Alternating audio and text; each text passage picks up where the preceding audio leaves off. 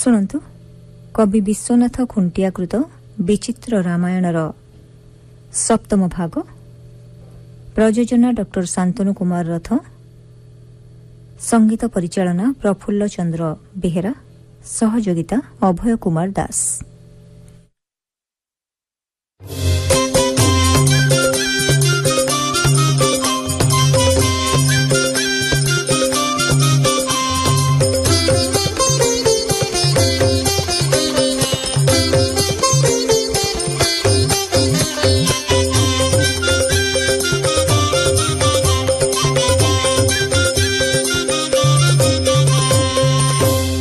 ଜରତା ଏବଂ ଋଷି ଋଷ୍ୟଶୃଙ୍ଗଙ୍କ ସାକ୍ଷାତ ଆଧାରିତ ଏହି ଅଧ୍ୟାୟଟି ଖୁବ୍ ମନୋଜ୍ଞ। ଏଥିରେ ଶୃଙ୍ଗାର ହାସ୍ୟରସର ସୁନ୍ଦର ସମନ୍ୱୟ ହୋଇଛି। 7 ଦିନରେ ଋଷ୍ୟଶୃଙ୍ଗଙ୍କୁ ଧରି ଜରତା ଚମ୍ପାବତୀପୁରକୁ ଆସିଛନ୍ତି। ରାଜ୍ୟରେ ବର୍ଷା ହେଇ ଦୁର୍ଭିକ୍ଷ ଦୂର ହୋଇଛି। ଲୋମପାଦ ନିଜ କନ୍ୟାଙ୍କୁ ଋଷିଙ୍କ ସହିତ ବିବାହ ଦେଇଛନ୍ତି। ଋଷ୍ୟଶୃଙ୍ଗଙ୍କ ମହିମା ଶୁଣି ମନ୍ତ୍ରୀଙ୍କ ପରାମର୍ଶରେ ଅଯୋଧ୍ୟାର ରାଜା ଅପୁତ୍ରିକ ଦଶରଥ ପୁତ୍ରେଷ୍ଟି ଯଜ୍ଞ କରିବା ଉଦ୍ଦେଶ୍ୟରେ ଋଷ୍ୟଶୃଙ୍ଗଙ୍କୁ ଆଣିବା ପାଇଁ ଚମ୍ପାବତୀ ରାଜ୍ୟକୁ ଯାଇଛନ୍ତି ଏବଂ ଋଷ୍ୟଶୃଙ୍ଗଙ୍କୁ ଆଣି ଯଜ୍ଞ ଆରମ୍ଭ କରିଛନ୍ତି।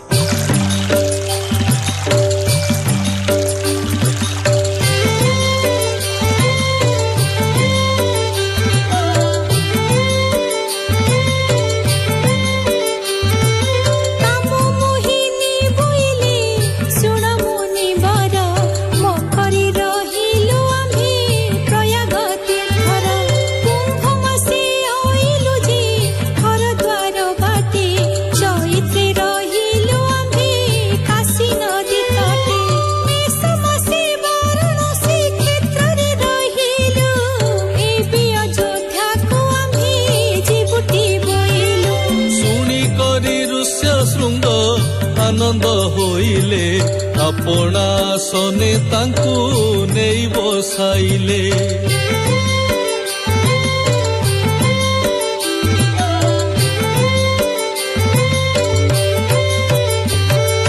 ହରିଡ଼ା ବାହାଡ଼ା ମୁନି ଘେନି ନିଜ କର, କନ୍ଦମୂଳ ଫଳ କିଛି ଦେଲେ ଉପହାର।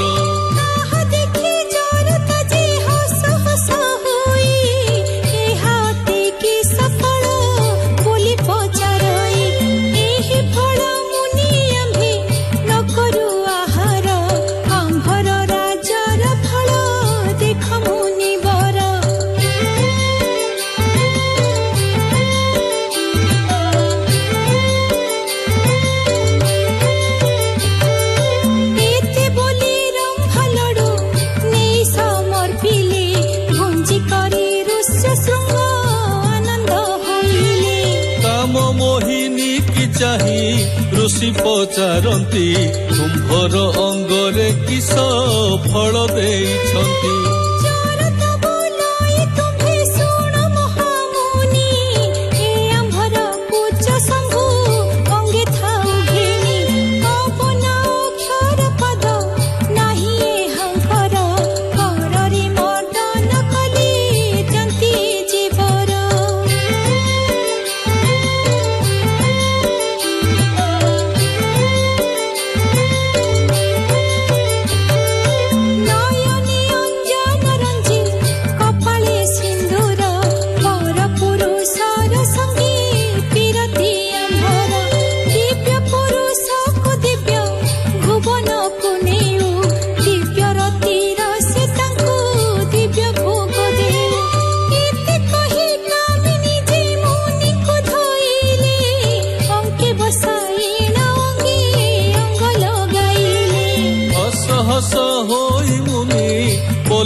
ବଚନ ଚାଲ ତୁମ୍ଭ ରାଜ୍ୟକୁ ହେ କରିବା ଗମନ।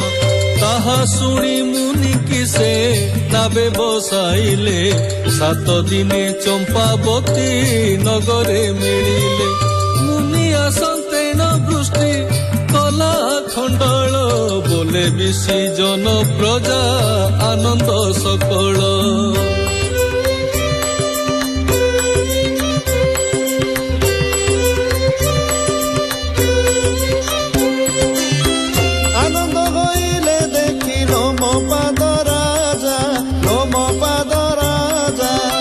ଋଷ୍ୟଶୃଙ୍ଗ ମୁନି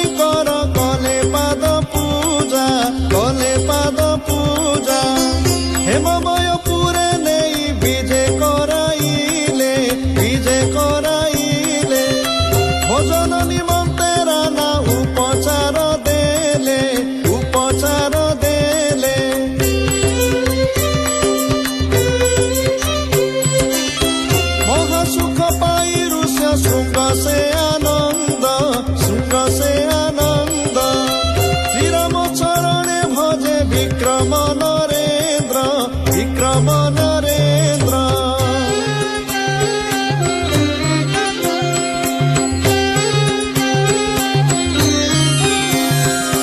ଶୁଣ ହେ ସୁଜନ ଜନ ଅପୂର୍ବ ଚରିତ ଯାହା ଶୁଣି ପ୍ରାଣୀ ମାନେ ହୋଇବେ ମୁକତ। ହର କୋଳେ ବସିଣ ଯେ ପୁଛନ୍ତି ଗୌରୀ ଶ୍ରୀରାମ ଜନ୍ମ ଚରିତ କହ ତ୍ରିପୁରାରୀ। ପାର୍ବତୀଙ୍କ ବଚନେ କହନ୍ତି ଶୂଳପାଣି ଶ୍ରୀରାମ ଜନ୍ମ ଚରିତ ଶୁଣ ଗୋ ସର୍ବାଣୀ। ଏଥୁ ଅନନ୍ତରେ ଲୋମ ପାଦନୁ ପସାଇ ଋଷ୍ୟ ଶୃଙ୍ଗେ ବିଭା ଦେଲେ ଆପଣା ତନଇ।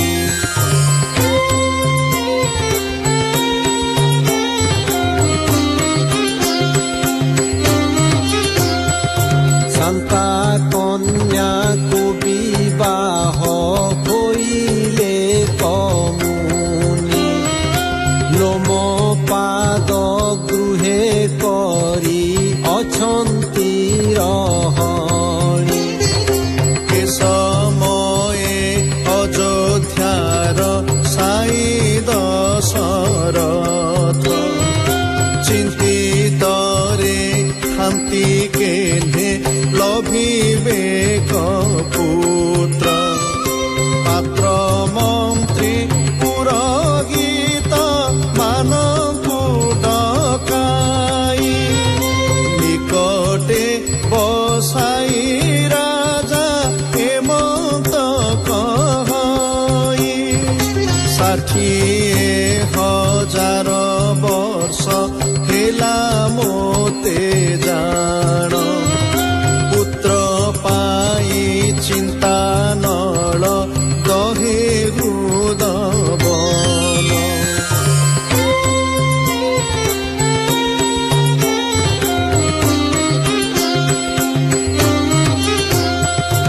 ଏଥକୁ କେଉଁ ଉପାୟ କଲେ ପୁତ୍ର ହେବ କହ ପାତ୍ର ମନ୍ତ୍ରୀ ଗଣ ଯାହା ଜାଣ ସର୍ବ।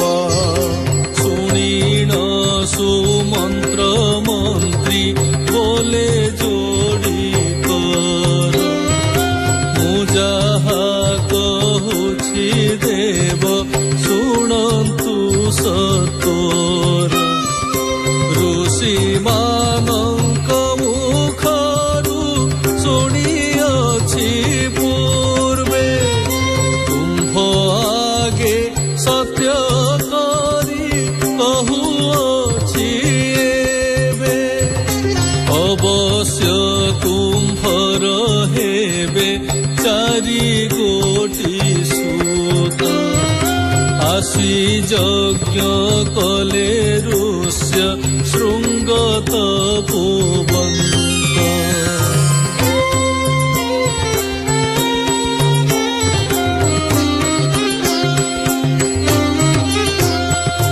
ଦଶରଥ ବୋଲନ୍ତି ସେ ଋଷି ଛନ୍ତି କାହିଁ କିଏ ଆଣି ଦେବ ମୋତେ କାହୁଁ ପାଇବ।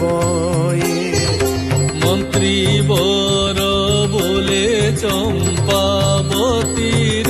ସେ ଛନ୍ତି ଲୋମ ପାଦ ତୁମ୍ଭର ଯେ ମୈତ୍ର ଟନ୍ତି ସେଠାକୁ ଗମନ କଲେ ପାଇବ ନିଶ୍ଚୟ।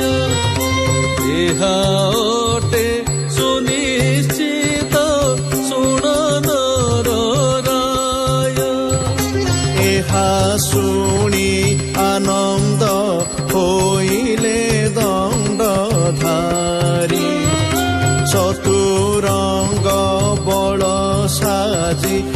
বেগে বিজে করি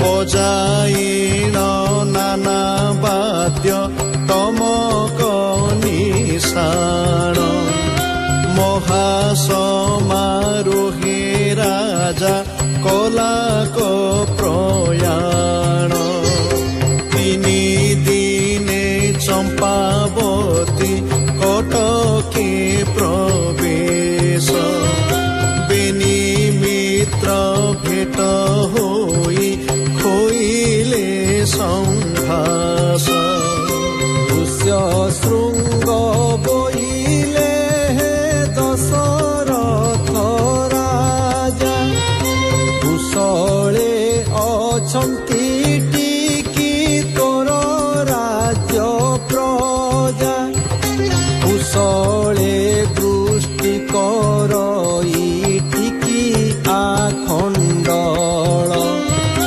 କହ କହ ତୋର ପୁତ୍ର ନାତିଙ୍କ କୁଶଳ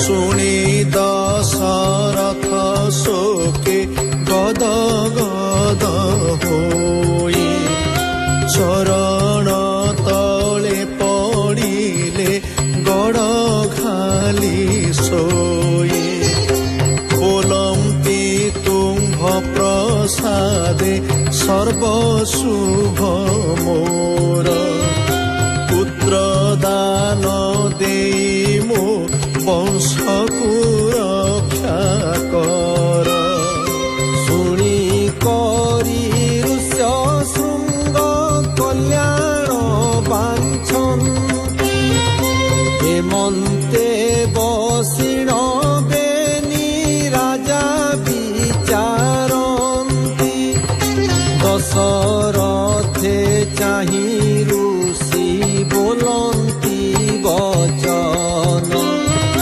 ଚାଲ ତୁମ୍ଭ ରାଜ୍ୟକୁ ହେ କରିବା ଗମନ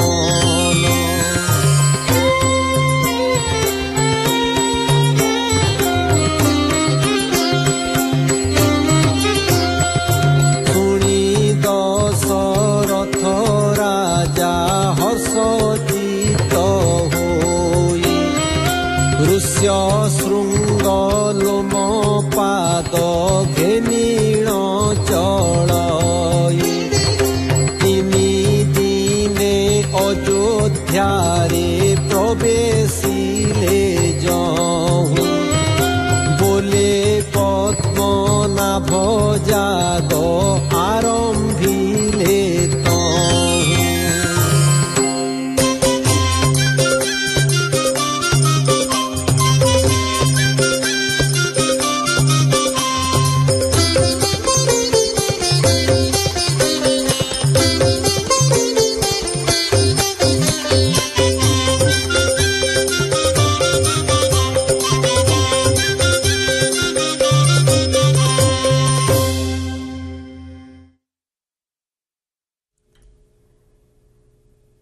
ଶୁଣୁଥିଲେ କବି ବିଶ୍ୱନାଥ କୁଣ୍ଟିଆକୃତ ବିଚିତ୍ର ରାମାୟଣର ସପ୍ତମ ଭାଗ।